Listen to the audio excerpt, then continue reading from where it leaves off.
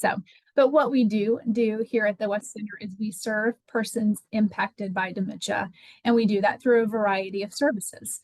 We do have our residential care and our long-term community we have in Fort Worth, Texas, where we're able to provide high quality, compassionate long-term care, short-term rehabilitation that's specific for people with dementia, and we can do short-term respite stays here as well.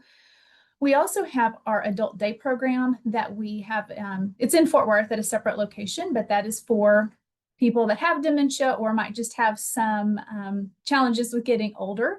And that's a space for them to go and to be in community and get some engagement. But we also have our family and professional education, our Dementia IQ, which is you're taking advantage of today. And we offer a variety of programs on a variety of different topics in regards to caregiving and dementia skill building. We offer support groups. We do online programs. We do in-person programs. We do some one-on-ones. We go to your community or your organization and can speak to your group. Whatever really the need is, we try and fulfill that need. So there's some information about that. We are also excited to announce that we are going to be opening our James L. West at home. And this is going to come or start in the summer, I'll say July of 2025. So just in a couple of months to where we're able to bring our expert care into the person's home. So that's exciting for us. But here is information again about our evaluation and our CE credit, the Survey Monkey that you'll send out, but you'll get the email with all the details, of course, and that as well. So what my goal is to is to share this material with you, but also leave enough time, or at least leave some time for questions at the end. But I also want to encourage you to drop questions in the chat as you can. I may not get to them in real time as we walk through the program, but my goal is to leave time and have those questions answered at the end of the program. So if you have a question as we're going through the material, please feel free to pop it in, and I might be able to get to it at that time, or we'll get to it at the end. Again, I did put a copy of these slides in the chat for those of you that have just joined so you can follow along. But we are talking specifically today about Lewy body dementia, or dementia with Lewy bodies, and then Parkinson's disease dementia. So we're going to really dive deep into what is this type of dementia, what's the differences between these two, and then how can, what the diagnosing looks like, and then provide the best care tips and treatments that are out there for it. But just some facts, this overview of what Lewy body dementia is, or LBD, that I might refer to it throughout the next hour, is that it affects about 1.4 million Americans, or a little bit over 1.4 million Americans. And Lewy body dementia, we're going to talk about specifically what causes it and the symptoms of it. But this particular dementia, it is the third most common type of dementia. Right now we have Alzheimer's disease. That's the most common type. And then vascular dementia is the second most common type of dementia. And then there's Lewy body. Now, Lewy body and vascular might be really a close tie to second, but that's the kind of the order that it is right now in the most common types. But Lewy body dementia, there are some distinguishing differences between this dementia as how it presents in somebody, or what those first symptoms are. But it's also, there's a lot of similarities too. So it can, and it does go misdiagnosed, unfortunately, a little bit too often. Because it's just hard to distinguish between some of the other dementias, particularly Alzheimer's disease or vascular dementia. Or sometimes it might be diagnosed as a psychiatric illness or a psychiatric disorder, and we'll understand why here in just a few minutes. But it does typically progress a little bit faster when compared to Alzheimer's disease. The average life expectancy is 5 to 7 years from somebody that's been diagnosed. But again, as with all types of dementia, it's very individualistic. So somebody can live 5 to 7 years, they can live less than that, or they can live a lot longer than that. It just depends on the person and other coexisting illnesses they may have and other things that can contribute to it. But we do see this type of dementia more so in men than we do women. Okay. Excuse me. And then we also see, it says here that age is the greatest risk factor. Now, age is the greatest risk factor for any type of progressive dementia. But what's interesting about this, but it's the greatest risk factor in individuals that are over the age of 50. Now, when we're talking about Alzheimer's disease or vascular or all those other things, we are usually talking about they're diagnosed from the age 65 and older. But with Lewy body, it's 50 and older. So we do tend to see people that are a little bit younger diagnosed with this particular type of dementia. And again, it is more common in men than it is women. Their underlying cause, what is this? Is there is a toxic protein that builds up inside of the brain that starts to attack the brain and damage it and kill those neurons. Similar to Alzheimer's disease, but it's a different type of protein, and where it starts to build up is in a different area of the brain. So the protein in Lewy body dementia that causes the toxicity, these abnormal clumps that start to attack the brain and eat away at the neurons, is called an alpha-synuclein protein. And they call them Lewy bodies. And it's termed for the doctor who founded this disease, or discovered this disease, I should say, Dr. Lewy. So they take these proteins and they call them Lewy bodies that are building up in the brain that are causing the damage, but they build up on the cortex, or this outer layer of the brain. And as you know, if you've taken one of our classes, where this damage starts to happen in the different areas of the brain is the symptoms that we start to see. So we'll get into the symptoms, but I'll just say with Lewy body dementia, like I mentioned, there are some hallmark symptoms or distinguishing symptoms that we see that can help determine that this is a Lewy body dementia versus an Alzheimer's type dementia. And then, so as we're talking about Lewy body dementia, we'll also talk about Parkinson's disease dementia, because they're very similar, and we'll understand why in just a minute. But really the biggest difference between these two types of dementia is the timing of the cognitive changes that we see. So when they start to see cognitive changes, when that happens in the disease process is really the biggest difference. So you might know that Lewy body dementia and Parkinson's disease, Parkinson's dementia, are very similar because of the cognitive changes that happen, but also because of the motor movement changes that happen also. But with Lewy body dementia and Parkinson's disease dementia, it is a progressive dementia that declines. So somebody will get worse over time. And it starts with cognitive changes that affect their memory, their thinking, mood and behavior, problem-solving skills, errors in judgment, and then physical activity also. So persons with Lewy body dementia, a distinguishing feature is that they might experience the same physical symptoms as somebody with Parkinson's disease. So they would have Parkinsonism. So that you might see that they have a tremor in their hands. They're real stiff or rigid in their muscle movements. They may shuffle their feet when they walk. Some of those things that we contribute to Parkinson's, we can also see in Lewy body dementia. Another thing we see with Lewy body dementia is strong visual hallucinations. And these occur early in the disease.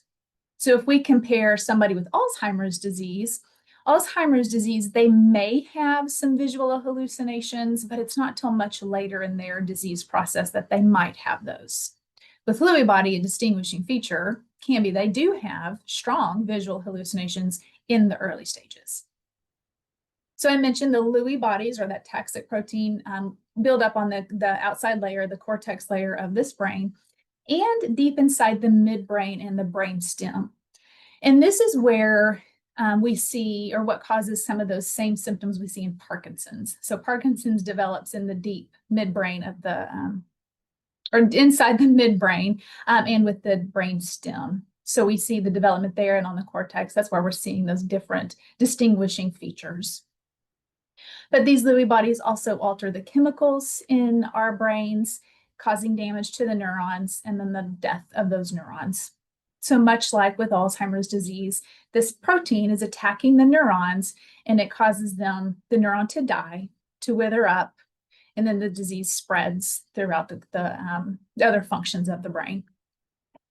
What's also interesting is that Lewy bodies can also be found in persons that have Alzheimer's disease or Down syndrome, or vascular dementia, or Parkinson's disease, we can see that these Lewy bodies build up in other types of dementia too. So this just makes it more complex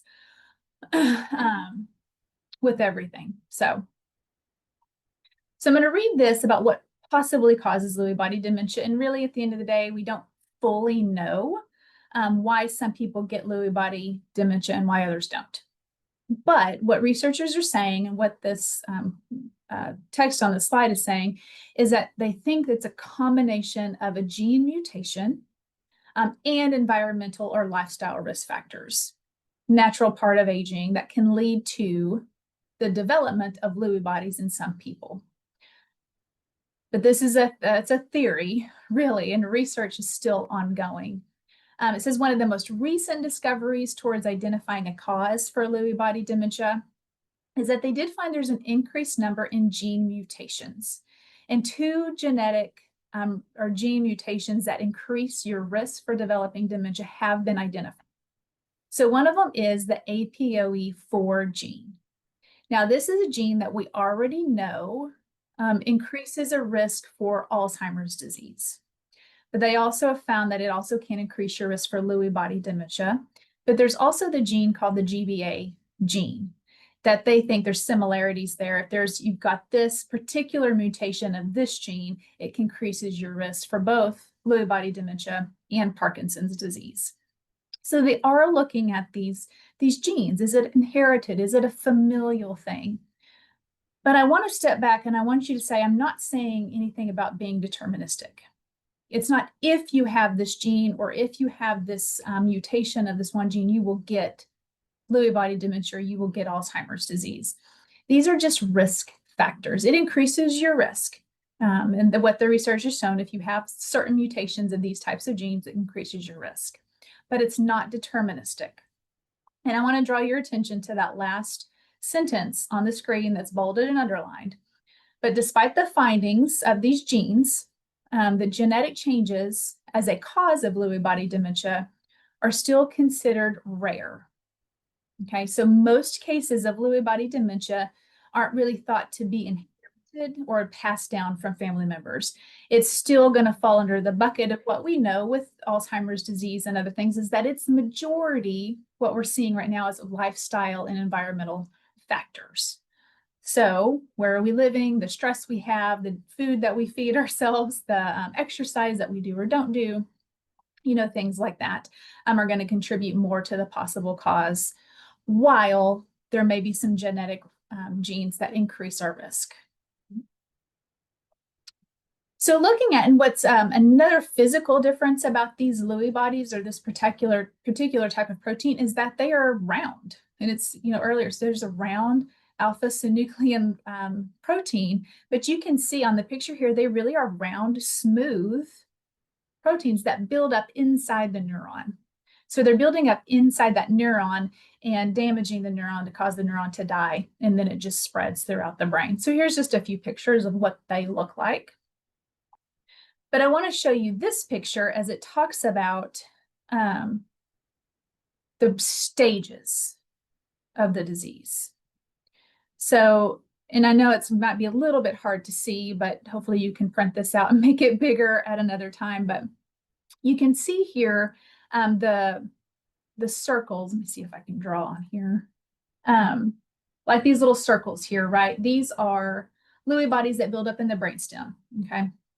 So we have these, and you can see this is stages, the left-hand side is stages 1 and 2. Then we go to middle stages, which is stages 3 and 4, and then the late stages, stages 5 and 6. But you can see in the brainstem, the Lewy bodies there's more of them. They start to build up more, right? But they're also starting to build up in, again, the outer layer of the brain. So this is where the yellow ones come in. So they start to come in, and we see the buildup of those proteins in that particular area of the brain. Now, right here, it says there's a protein here, it comes out through the olfactory bulb.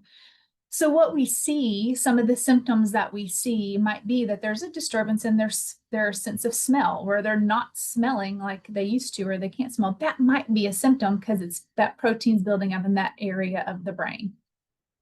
Or there's the Parkinsonian movement disorders, because that's in the midbrain section of the area. So you might see, again, some of those tremors, your gait changing, stiffness in your muscle movement. And we'll talk about some other changes as well, but you can also see autonomic nervous system changes. And our autonomic system is our system that has involuntary, what is it? It's the stuff that we don't have to think about. So it's our digestive system. That's our automatic nervous system is working that, our digestive system, our heart rate, our body temperature, things like that. That's our automatic nervous system. And so we might see some changes in that, because that's where these Lewy bodies start to build up and start to create some damage. We can also come over here into the middle stages and see other areas of the brain. And these are areas of our brain that house where our five senses are, our circadian rhythm, our sleep-wake cycle. So we also see a lot of sleep disturbances as a big symptom of Lewy body dementia. And that's because these Lewy bodies are building up and keep spreading into that area of our brain, to where we can see, and you can see these arrows going through, it keeps coming through the brain this way and attacking different functioning areas of our brain. So we might have some emotional disturbances as well. We're not as in control of our emotions. The hallucinations I mentioned earlier, that might have strong visual hallucinations, paranoia, delusions, but then also the Parkinsonian disorder, the movement changes. Either we start to see those, or those continue to get worse over time, because it is progressive disease and it is going to get worse gradually over time for individuals.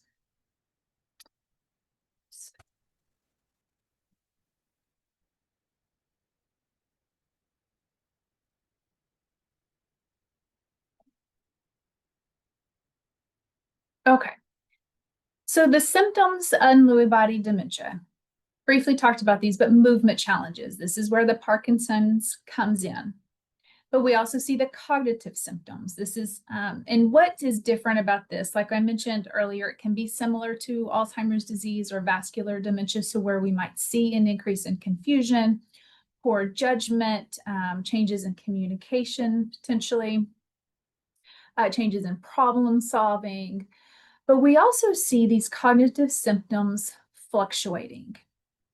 And there's a fluctuation of the cognitive symptoms during the day that are more extreme. So for example, they might be alert when they wake up in the morning and things seem to be wiring and firing and everything seems to be working pretty well together. And it's like, oh, it's going to be a good day.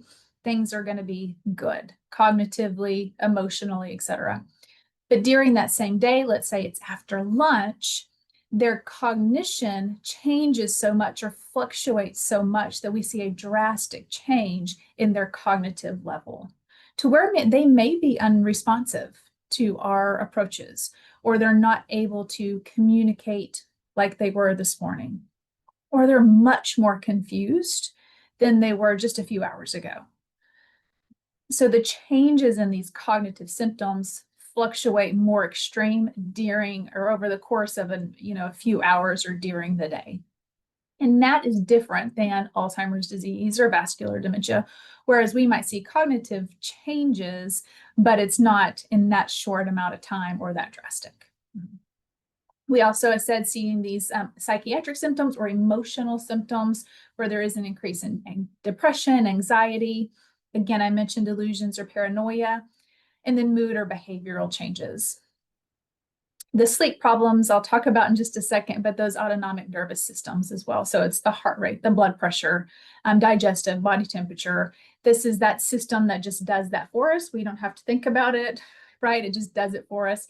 And we can start to see changes in that because of this dementia. And I'm saying in the earlier stages. So this talks about the beginning symptoms. Like I just said, we can see, and this is where it gets hard to diagnose, or it's hard to distinguish between these different types of dementia, because there are similarities, a lot of similar symptoms. They can be disoriented to time and place, again, trouble with their speech, their conversation, shortened concentration, shortened attention span, what we might see also in Alzheimer's disease or vascular dementia. But with Lewy body dementia, memory is usually not an early symptom. There may be some changes in memory, but it's not that overriding short-term memory loss that we would see with Alzheimer's disease. You might just see a little bit of, there a little bit of forgetfulness, but it's not usually present, at least a large presence at first. But as this dementia progresses, you will start to see it affect their memory. About 80% of persons with Lewy body dementia do have visual hallucinations. And like I said, they're strong, they're defined, they're detailed, they can tell you a lot of details about it, and they can be reoccurring. Most of the time, they're not upsetting, or they're very mild. So it might be that they see, some rabbits over here in the corner, or they see little kids playing. So they're not upsetting or scary hallucinations, but they're seeing something that is not there. Hearing or auditory hallucinations or smelling something are less common, but you also may see those as well. That fluctuating of the cognition I mentioned, again, it's that confusion and alertness also. It's during the day or during a short period of time that we see a significant change in confusion or their alertness, okay? And then less understanding of visual information. So with any dementia, but with Lewy body dementia, their depth perception can be really off. So we might see an increase in falls, or they're running into furniture or running into walls or something. Their hand-eye coordination is a lot more challenging for them too. And some of this does have to do with the Parkinsonism, but also just it's this visuospatial area function of the brain that is being affected by those Lewy body protein buildups. Now with sleep problems, so another distinguishing feature of a Lewy body dementia is sleep disturbances. And this can be rapid eye movement. It can be restless leg syndrome. It can be this rapid eye movement disorder where somebody is sleeping, but when they're asleep, they move through their sleep. So they might flail, they may talk, they may yell, they may have conversations, they may act out, they may fall out of bed because they're moving around so much. So their brain doesn't go into that part to where it paralyzes us, right? And so there is a sleep disturbance there. So we're noticing there's something going on with the sleep.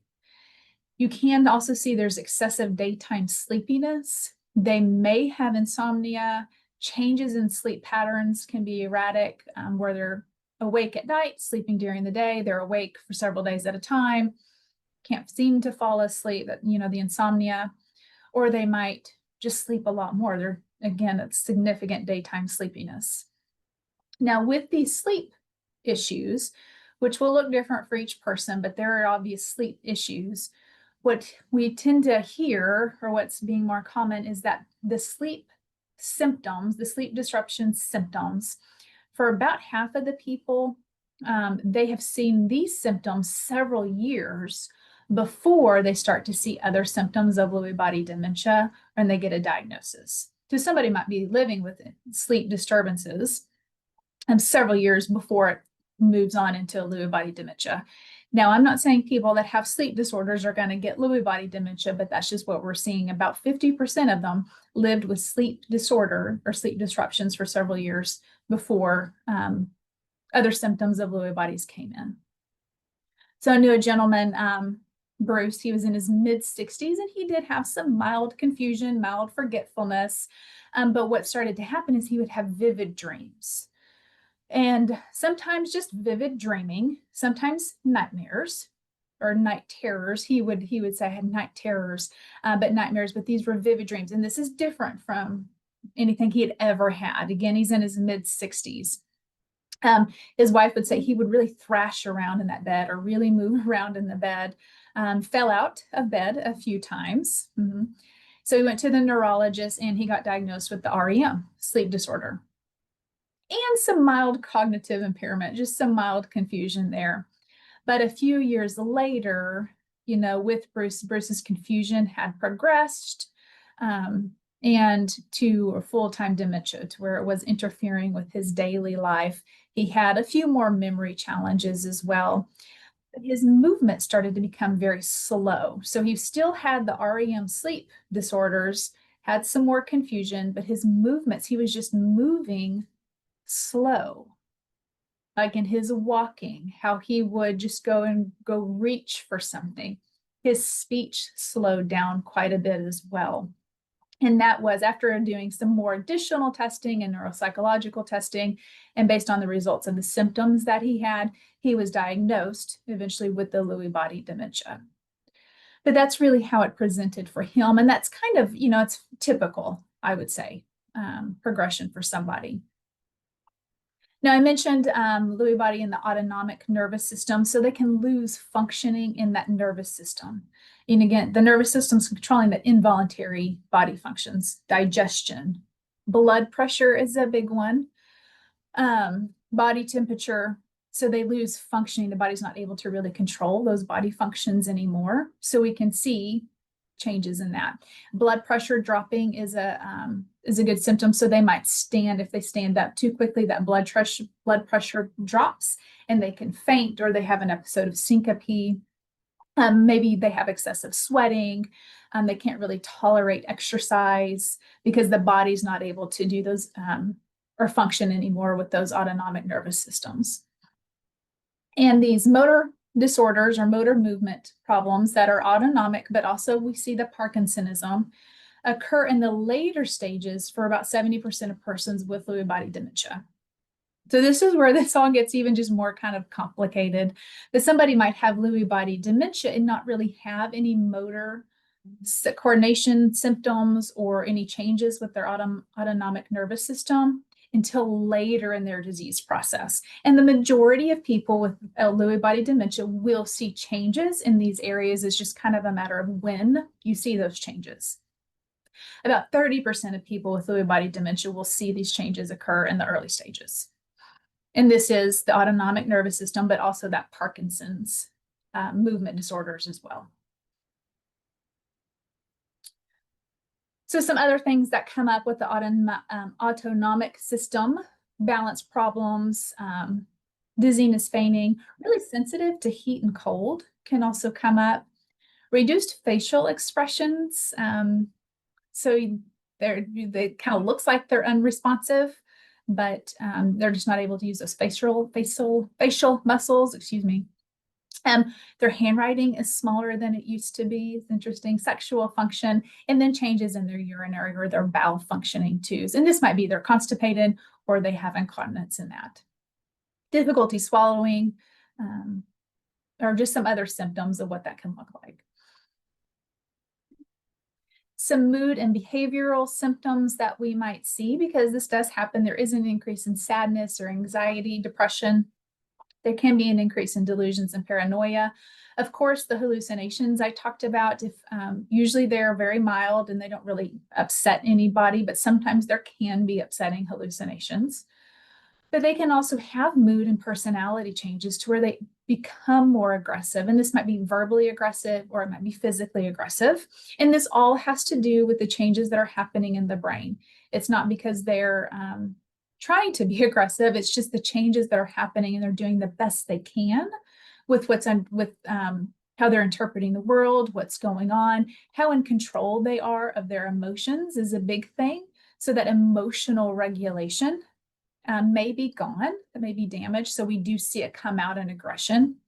We can see it come out in being resistant or uncooperative to care, right? And then some of that daytime sleepiness either. And those sleep disorders are also going to impact mood and behavioral changes, because if I'm not getting good sleep, of course, that's going to impact my mood and personality. So with Parkinson's disease versus Lewy body dementia, and I mentioned the main difference here, but dementia with Lewy bodies or Lewy body dementia, what happens with this is cognitive changes appear within the same year as Parkinson-related movement challenges. So the cognitive and the movement symptoms that you see appear within the same year. They appear right around with each other. Parkinson's disease dementia, you'll see the Parkinson's movement symptoms appear first, and the cognitive changes you will not see until at least 1 year, or if not several years later down the road. So that's the main difference. It's just the timing of the cognitive changes. So again, with Lewy or Parkinson's disease dementia, you see the Parkinsonian movement disorders. You see that first, but those cognitive changes with the confusion, poor reasoning, bad problem solving, decline in thinking, those don't come until at least 1 year or a few years after the Parkinson's diagnosis. Dementia with Lewy bodies, the Parkinson movement disorders, and the cognitive changes appear within 1 year of each other. That's the main difference. 50 to 80% of those living with Parkinson's will eventually experience Parkinson's disease dementia. So persons that have Parkinson's disease, and this says 83% or more, who live with Parkinson's for 20 years plus, the majority of them will also eventually develop dementia, cognitive changes. And we can call that a secondary dementia also, because they had the Parkinson's disease first and they've lived with that for several years. Then they develop dementia in the later stages of their Parkinson's disease. So it would be a secondary diagnosis of dementia. It does say here certain factors at the time of Parkinson's diagnosis may increase their risk for dementia also. And that can include advanced age, if they were much older when they were diagnosed, if they just have a greater sensitivity to motor symptoms, if they do have the sleep challenges like daytime sleep, excessive daytime sleepiness, or an REM, sleep disturbance, or if there's a presence of hallucinations. This is just a picture of what causes Parkinson's disease. So again, Parkinson's specifically starts in the area of the brain that makes dopamine, and dopamine is a chemical that really helps us control our muscle and coordinate our muscle movement.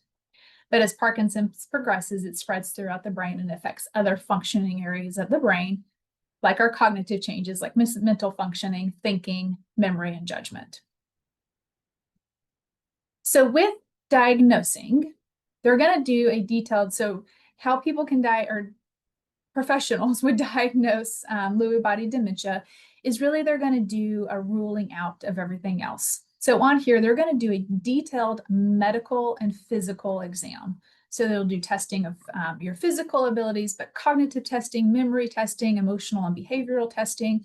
They'll more than likely test for movement and sleep changes. They're going to do a workup of all your medications, family history, medical history, full workup, a full blood workout to rule out anything else. Again, the sleep studies, because they want to rule everything out, right? They want to make sure it's not that you just have a sleep disorder, or that it is a medication interaction or something like that, right? But they want to make sure or rule it out.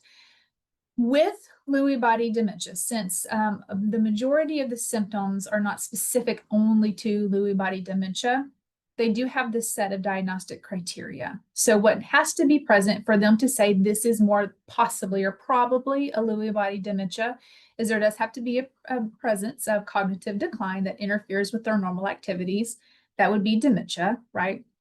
But then there has to be at least two of the following, and that is the fluctuating of their cognition or their alertness that varies during the day or during a short amount of time, and it varies extremely. And or visual hallucinations that are well-formed and detailed, and or Parkinsonism. So there's got to be cognitive changes, but then two of one of those three things that are listed there for them to say this is a probable diagnosis of Lewy body dementia.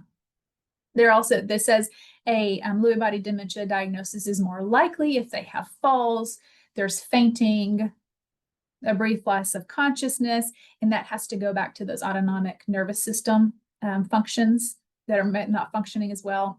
There's other psychiatric symptoms too that will help, because it's not a definitive, we're going to give you this test and say you have Lewy body dementia or not. because there's not a medical test that can do that, but it is a group of all of these symptoms, or excuse me, all of these tests to say you have a probable diagnosis based on the results of all these tests combined and the symptoms that you have presented. So again, it really comes down to the timing of the symptoms, what we have said. So cognitive and motor symptoms appear within the same year. It's more than likely a Lewy body dementia. If motor systems appear first and then cognitive symptoms appear at least 1 year or several years later, that would indicate a Parkinson's disease dementia. If they see signs of stroke or something, they usually rule out Lewy body dementia and would get a vascular dementia diagnosis. This is just a chart for your information because it distinguishes the characteristics between dementia with Lewy bodies, Alzheimer's disease, and then Parkinson's disease dementia. So it just lists out in a nice chart what we've been talking about as far as the progression, motor symptoms, cognitive symptoms, etc. All right, so let's talk about treatments. We've got what the diagnosing should look like, but the treatments with this, diet and exercise are huge because this is going to help, obviously, with the cognitive symptoms because we get our body working and making sure that our brain is functioning as best as it can, and we're feeding our brain with good food, but also the oxygen and nutrients that it needs through that exercise to work as best that it can. It also can improve our autonomic systems too, that blood pressure, anything like that, improves our movement. If we have that Parkinsonisms, it can help us have good movement for a longer period of time. Exercise is so important for persons that have Parkinson's or Parkinsonism. It really helps maintain where they're at for such a longer period of time. Of course, working with physical therapy, speech therapy, occupational therapy, music therapy, or expressive art therapies are very, very important. There are some medications. So the medications used to treat Alzheimer's disease can also be beneficial for the cognitive symptoms of Lewy body dementia.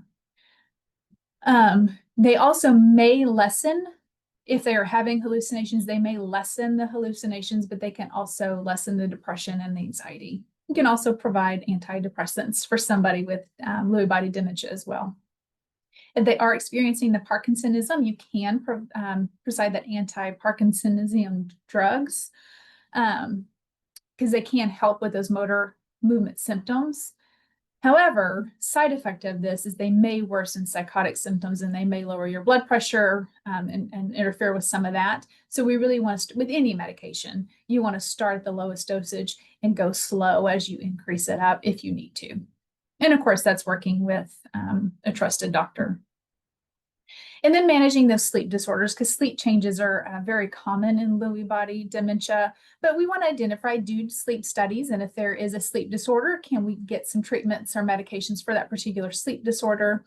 There is some medication listed here, clonazepam, that can be effective in very low doses. There's melatonin that can be effective if it's prescribed right or the dosage is taken right. We want to avoid alcohol, avoid caffeine late in the day. We want to increase our activity. All of these things we know help promote sleep. We are on a good sleep routine. I have in there in italics, but we avoid long naps during the day. This is so individualistic, and sometimes a long nap can be beneficial. Sometimes it can interfere more with the sleep disturbance. So it really is working closely with the doctor to get the best routine for your person. And talking about what their sleep disorders look like, and then our medications, a great option is their non-pharmacological interventions, because sometimes medication really can help, but it's also knowing what the side effects of those are. And then the mood and behavioral problems or disturbances that come up. We always, with any dementia, non-pharmacological or that non-medicine intervention is always the first. It's usually the most effective, and it's the first thing we want to try. So it's looking at the environment. Is there something in the environment that's triggering an hallucination, for instance? Do we need to close the blinds and not have so many shadows? Do we need to have light therapy? Do we need to increase our exercise and our movement just throughout the day. And it might not be full on exercise, but just range of motion exercises to keep the muscles from not getting so stiff. And we're just seeing we're a little bit more flexible. Our body joints and stuff are more easily, we can move them more easily throughout the day. Staying on a routine. Medication review, make sure we are reviewing these medications, because if we take sleep medications, we're taking antihistamines, we're taking over the counter stuff, whatever it is, that we understand the side effects, because some of those can increase confusion, they can increase falls, they can disrupt sleep, right? So we need to make sure all of our doctors and pharmacists knows all the medication that we're taking, ones that are prescribed and ones that we prescribe ourselves over the counter, because we don't want to make sure we don't want them to interact with each other. And then there are antipsychotics that might be prescribed if somebody is having some psychiatric symptoms. With these, persons with Lewy body dementia and Parkinson's disease dementia tend to have a higher sensitivity to these medications, antipsychotics in particular. So we want to be very cautious about using them. So it's starting at the lowest dose. We don't want to stay on them forever. And it's really working in great partnership and constant partnership with the doctor if this is prescribed, because they are at higher sensitivity to the side effects of those antipsychotics. Again, this just lists some other medications. The cholinesterase inhibitors, those are the medications used for Alzheimer's disease, can help. Again, the medications to help with the movement disorders that Parkinson's people take, medications for depressions, the antipsychotics as well. So about 60% of persons with Lewy body dementia do experience worsening of the Parkinsonism, those movement disorders. You might see an increase in sedation, impaired swallowing, or that neuroleptic malignant syndrome when taking antipsychotic medications. You just really want to be very aware of what these side effects are. I'm not saying that we don't want to try them if it's needed. And this is where we get in partnership with a really great doctor that we trust, that knows dementia, hopefully knows a lot about Lewy body dementia and how these medications interact, or Parkinson's disease, so we can find the best treatment for our person. But of course, physical, occupational, and speech therapy are all beneficial. So a few things about tips for care. If somebody is having a hallucination, for instance, if it's mild and they're not upset about it, then we're okay. We don't need to tell them that they're having a hallucination. If they're seeing a bunch of rabbits over here in the corner of the room, oh gosh, those rabbits, they sure are cute. I hope they don't mess up the floor. Hey, let's go over here and get some paper towels, and so we can clean that up. And then we redirect them to another area of the house. So now we're in a different environment, and maybe we can distract them with something over here. It's something like that. We don't want to try to get them to be regional or rational. We just need to go to their world. Palliative care or comfort care during this whole disease, whole dementia, but in particular in the middle to later stages. Sensory stimulation, distractions, sometimes sensory stimulation, or if they're overstimulated, will cause them to be more excited, more agitated, more upset. So we just really have to be aware of how are they reacting to their environment. Is it too much? Is the light too much? Are there too many shadows that might be triggering a hallucination? Things like that. Let's just sit back and what is the environment saying? What are the senses that they're taking in? And is it too much, or is it not enough? Are they bored? Do we need to provide more purposeful and meaningful engagement throughout the day? Routine, routine, routine. This is with their sleep schedule, but also just being on a routine. It's familiar, it's friendly, it's comforting. And everybody does better on a routine, quite honestly, whether you have dementia or not, but particularly with dementia, because again, there's that familiarity and that security that comes with the routine. We want to prioritize self-care as those care partners throughout this disease state, because there's a lot of joy and reward in providing care, but there's also a lot of skill, a lot of things that we're going to learn along the way, sometimes the easy way, sometimes the hard way. and knowing that persons with dementia, that when they have maybe an expression that's challenging, or they're aggressive, or they're having a hard hallucination, or they're not sleeping, those things, is that they're not giving us a hard time. They're having a hard time. And we're the ones with the healthy brain that can either meet their need or fill in the gaps as we need to, or adjust care, adjust the environment, adjust medications, talking to the doctor to help them not have as hard of a time. But if we can just remind ourselves, particularly in those hard moments, they're not giving me a hard time, they're having a hard time. I might be having a hard time too, but I'm the one with healthy brain that can either meet them where they're at, or I can adjust the situation. We'd always want to do frequent assessment and monitoring. It help with the physical care too, especially with that Parkinsonism, if they have that or when they develop that. We need to be very adept in our physical help that we give them. So it might be, if you ever have physical therapy come in, or occupational therapy, while you have them, get them to show you how to help our loved ones sit and stand. What's the proper body mechanics of me helping them change their clothes, or me helping them on the toilet? What are those body mechanics so I don't hurt myself, but I'm also providing the best, most dignified care for my person? And then, of course, stress management. And I do want to make sure you're aware of the Lewy Body Dementia Association, because they have a great website, and I put it there, but they have a lot of education. They have support groups that are specific to Lewy body dementia. They also do research, and they have a lot of other resources and can connect you to your local chapter in your area. So please visit that particular website, that particular association. But I want to end with watching this short video about Mr. Zellers, who is living with Lewy body dementia, so we actually hear it from him and his wife. It happened little by little. First, he would forget things, and then he'd lose track of what he was doing. Lewy body dementia took over the life of the man you're about to meet. The disease is the second most common form of dementia, Alzheimer's being the first. There is no cure, but experts at Mayo Clinic are researching Lewy body disease in hopes of improving the lives of people who struggle with it.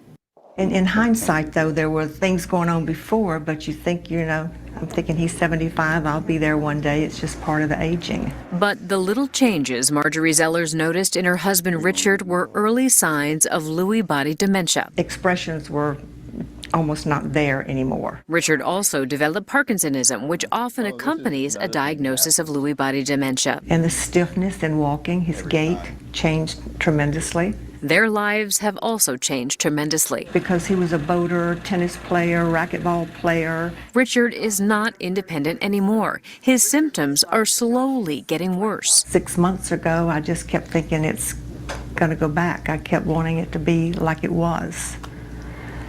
But it's taken a long time to realize that it's not. In a moment of clarity, Richard describes what it's like to slowly lose function. It's like we wrote all your information on a blackboard and just come in with an eraser and zap through it. And what's left is the problem. And the other ones are gone, and then going to come back. You can try and improve on it. And improving on it is what Dr. Tanis Furman and Dr. Dennis Dixon strive to do. We try very hard to detect and diagnose as early as possible, because our goal is to try to reduce patient suffering, improve their quality of life. And if we can increase a person's level of functioning to a higher level early on, that's an appropriate goal for us. Dr. Furman says it's key to make sure the diagnosis is correct. You see, Lewy body disease is often misdiagnosed as Alzheimer's disease, and the two may respond differently to some medications. And because there is no cure, the disease will inevitably progress. Dr. Dixon is researching what Lewy body disease does to the brain. So the idea is to find molecular underpinnings of the disorders that can be used for biomarkers to diagnose it accurately. And also, if we study the molecular and pathologic underpinnings of the disorder, those might lead to avenues for treatment. The hope of new treatments to improve the lives of people like Richard Zellers. In addition to making sure the diagnosis is accurate so people can get on proper medications, Dr. Furman says it's also important to help patients and their caregivers get the support they need at home. That can ensure a better quality of life for patients and their loved ones. For Medical Edge, I'm Vivian Williams.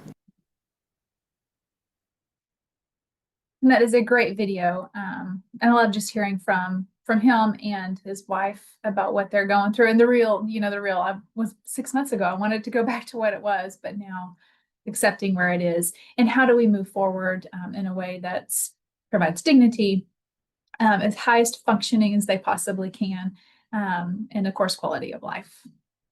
But here are some resources. I mentioned the Lewy Body Association, the Michael J. Fox Foundation, and the Parkinson's Foundation, of course. And here is our information at the West Center. And I see that there are a couple of questions. If anybody has a question, please feel free to put it in chat, or you are also welcome to unmute yourself and ask a question, but there are a few here in chat.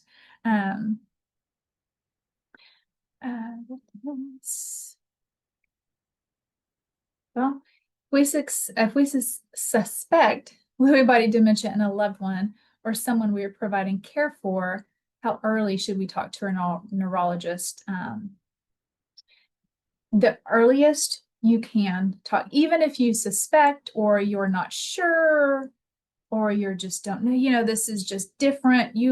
For anything, whether it's cognitive changes, physical changes, you name it, you talk to that doctor as soon as possible. And it may not be a neurologist per se, but you talk to that trusted doctor and they would refer you on to a neurologist. Because if we come with a good record of here are the symptoms that I'm seeing, and we write down those symptoms, because for most dementias, the earlier we can start on medications, we can start on other treatment plans. Lewy body dementia or Parkinson's disease dementia, they get onto an exercise plan, that's going to help them with their functioning, and they can maintain and do better for a longer period of time. Same with mood and behavioral changes. If we can get them on a routine and put into place some of those non-pharmacological interventions, it's going to help them do better for a longer period of time. Are there any other questions that anybody had, or any other comments people want to share with the group? Oh, so it asks, what causes the obvious fluctuating cognitive functioning with Lewy body later in the day? And does this symptom get mistaken sometimes as sundowners? Yes. Yes, it does sometimes get mistaken as sundowners, and it might be sundowners because with any dementia, later in the day, our reserves are just not there. All of us have energy. We wake up in the morning and we have this bucket of energy, and we expend that energy. And for us, it takes very little energy to do breakfast, to get ready for the day, maybe drive in traffic. We still have it doesn't take a lot of our energy to do that. With persons with dementia, Lewy body dementia, Alzheimer's dementia, you name it, maybe just getting up and taking or having breakfast expends all of that energy. It takes so much more energy, and they can't refill that energy cup as quickly as you and I can. It might take them a lot longer. So as the day goes on, they're just more and more tired, more and more restless, more and more confused, and they can't reset. Right? I know, because I get more tired as the day goes on too, and my brain doesn't work as well, but I can reset. I can take 30 minutes and I can come back, right? Persons with dementia just aren't as able to do that. And later in the day, we do see what we call sundowners, where they're more confused, maybe less alert, more agitated, something like that. But with the fluctuating of the cognition and Lewy body dementia, it would happen you would see these changes, the fluctuations happen really at any time of the day. And it would be very extreme. So it can be confused, but sometimes we're seeing it happen through several times throughout the day, different times. That can help distinguish if it's a Lewy body symptom of that cognitive fluctuation or sundowners, or they may be having both, quite frankly. Hope that answers your questions. And Richard said it takes a long time to diagnose, adding to the confusion. Yeah. Yeah, it does. Or if you're misdiagnosed, or, or a doctor might go down this path and it takes you the wrong way. So they kind of got to go back another route. It can take a long time. So. Well, it is right at 12:30. I appreciate all of your attention. I will send out the follow-up email with copies of the slides, our upcoming educational programs, how to take our program evaluation, how to get CE credits, and then we hope to see you on a future program. Thank you. Joe, you asked if a person will ever become catatonic. I think it would depend on the person, and it might be for a period of time. I don't think they would become catatonic permanently, but it might be for a short period of time. They could be. I don't think it's rare, but it's not unheard of. So I hope that answers your question, and we will see you hopefully all on another program or a support group. Bye. Thank you so much.